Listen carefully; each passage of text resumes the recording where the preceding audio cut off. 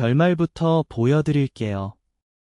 2026년 7월이 시작되던 날, 카이로 박물관 지하에서 90년째 봉인돼 있던 벽화 조각 하나가 공개되었는데, 판독결과 파라오의 무덤 벽화가 아니라 홍수 대비 신의 피난도 지도였다는 얘기가 터져나왔습니다. 전 세계가 술렁였고, 박물관 보도자료가 발표된 지 3시간 만에 120개국 언론이 같은 주제로 쏟아져 나왔죠. 한치의 오차도 없는 단정적인 문구 하나가 무너져 내린 순간이었습니다.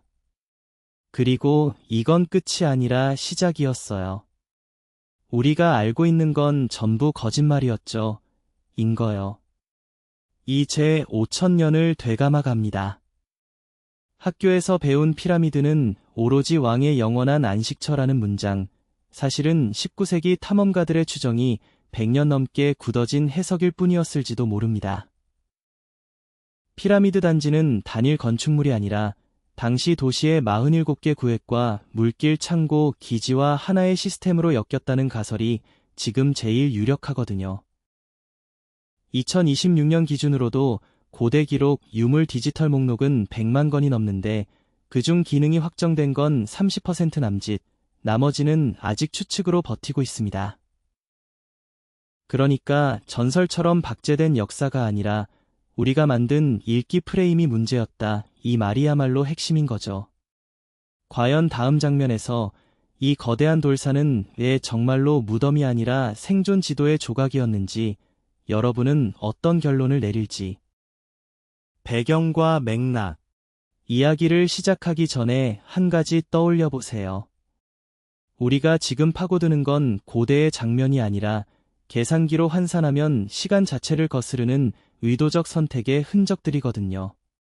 그런데 그 흔적들이 남긴 질문이 이상하게도 현대의 과학자들보다 더 날카롭게 우리를 붙잡는 순간들이 있어요. 첫 번째 에피소드는 이집트, 티베스, 티비즈, 근교 카르나크에서 멀지 않은 왕들의 계곡, 발견만 해도 온 세상이 들썩인 장소입니다.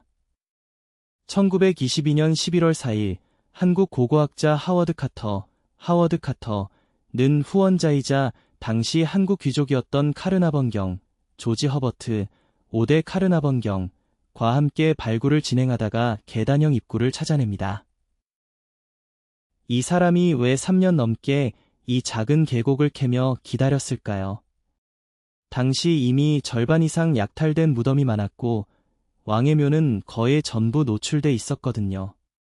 그러나 티투안카멘, 토턴케이먼의 무덤 KV-62는 정교하게 봉인돼 있었고 왕은 대체로 9년 1323 BC 전후 왕위에 오른 뒤 약 18세에 사망한 인물로 기원전 1332년경 즉위에 불과 8에서 9년 통치 후 사라진 4대 문명 중 가장 짧은 왕권 중 하나였거든요. 카터가 본 첫 문지기실엔 왕의 사자, 왕실 왕관 문양은 없었고 그러나 5,000점이 넘는 유물군이 층층이 쌓여 있었죠.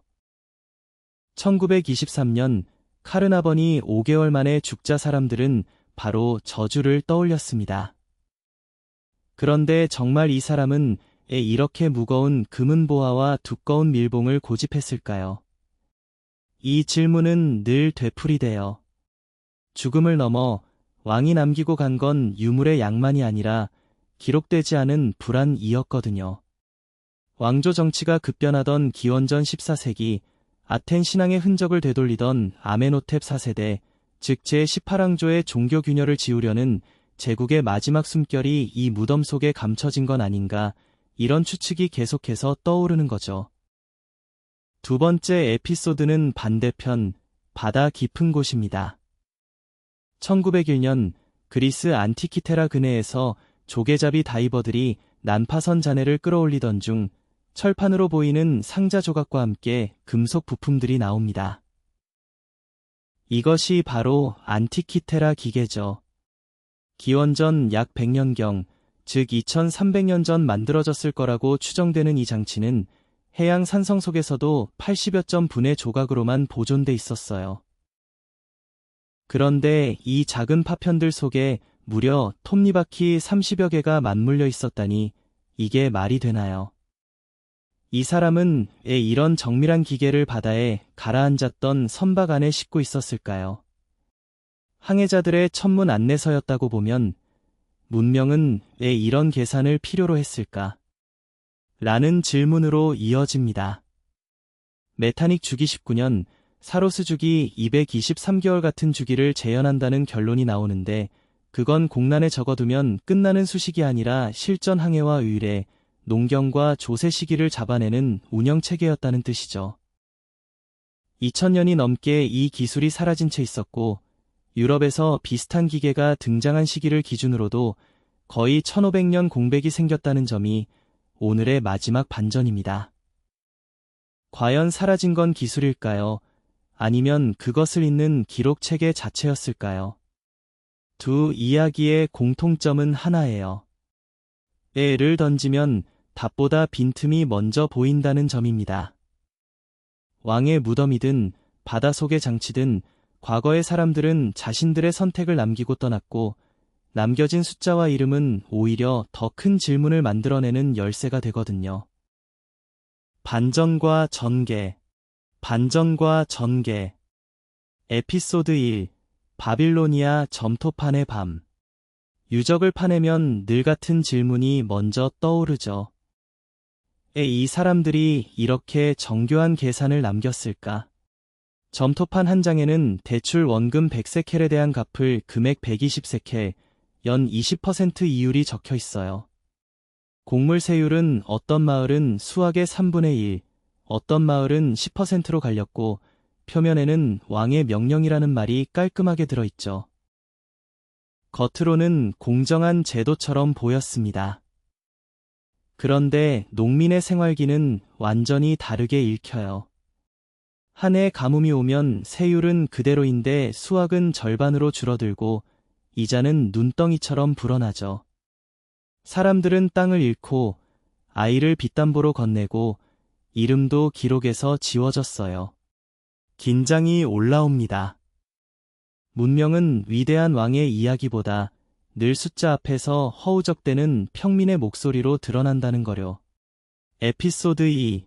로마의 은화 창고. 초기의 데나리우스는 은이 많고 믿을 만한 돈이었는데 세월이 지나며 동전의 값어치는 천천히 물러나기 시작해요. 어느 기록은 한입의 순도 하락이 95%에서 50%대까지 내려갔다고 말하지요. 동시에 국고는 전쟁비로 팽창하고 조세는 10%에서 12%로 끌어올려졌다는 전언이 남습니다. 국가를 지키기 위한 조치라는 이름이었죠. 그런데 숫자는 말라리아처럼 스며들어요. 세율이 2%포인트만 올라가도 평민의 하루값이 무너진다는 걸 그들은 빨리 계산해냅니다. 그런데 여기서 아무도 예상 못한 일이 벌어집니다. 동전은 약해졌지만 사원과 귀족의 기록 장부에는 그 수익을 상쇄하기 위한 장기무이자 대출 조항이 몰래 들어가 있던 거예요. 제국의 위기는 숫자의 실패가 아니라 신뢰의 배분이었던 거죠. 반전의 순간 청중의 긴장은 놀라움으로 바뀝니다. 에피소드 3. 잉카에서 제국의 마지막 통계. 정복이 오기 전 안데스의 곡창은 금 200kg, 은 수천 단위를 바치며 제사를 지내고 있었다는 추정이 남습니다. 그런데 정복 이후 1년간 회계표엔 연세 0. 8%짜리 세율 정산, 같은 이상한 항목이 늘어나요. 누가 계산하면 실제 징수액이 늘어난 게 아니라 누락분이 다른 회로로 빠져나갔다는 결론이 나옵니다. 마을 사람에게 남은 건 30%도 안 되는 작물, 상인에게는 이익률 15% 이상의 환율 차익, 왕실 창고에는 안전하다는 숫자 장부. 그런데 아무도 예상 못한 일이 벌어집니다.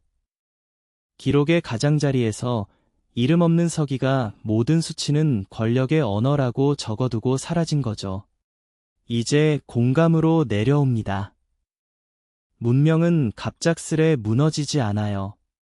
오히려 사람들이 숫자 앞에서 점점 낯선 소외를 겪을 때 천천히 썩어가요.